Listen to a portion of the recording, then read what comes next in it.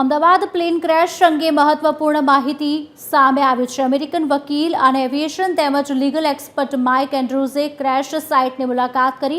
કાયદાકીય પ્રક્રિયા શરૂ થયા બાદ વકીલ પ્રથમ વખત ઘટના સ્થળની મુલાકાતે તેમની સાથે એવિએશન અને લીગલ ટીમ પણ ક્રેશ સાઇટ પર પહોંચી। પીડિત પરિવારોએ બોઇંગ કંપની સામે યુએસની ફેડરલ કોર્ટમાં અરજી કરી છે, જેને લઈને આ મુલાકાત અત્યંત મહત્વપૂર્ણ બની રહેશે।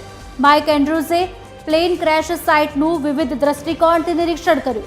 આ સાથે તેઓ પ્લેન ક્રેશમાં એકમાત્ર જીવિત વિશ્વાસને મળીને વિશેષ રિપોર્ટ તૈયાર કરશે।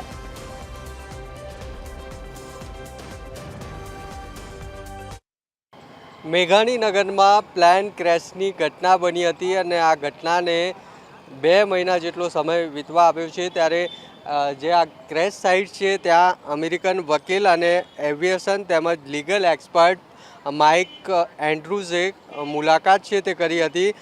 જે રીતે કાયદાકીય પ્રક્રિયા શરૂ થયા બાદ વકીલ છે તેઓ પ્રથમ વખત ઘટના સ્થળની મુલાકાત છે તે માટે પહોંચ્યા હતા।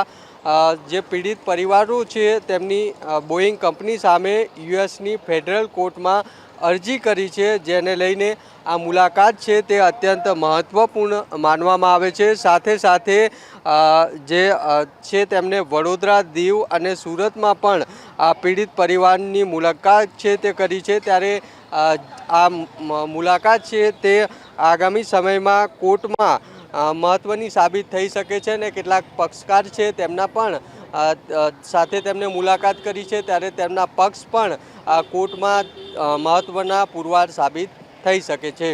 કેમેરામેન ધર્મેન્દ્રસિંહ સોલંકી સાથે મૌલિક ઉપાધ્યાય, TV 13 ગુજરાતી, અમદાવાદ।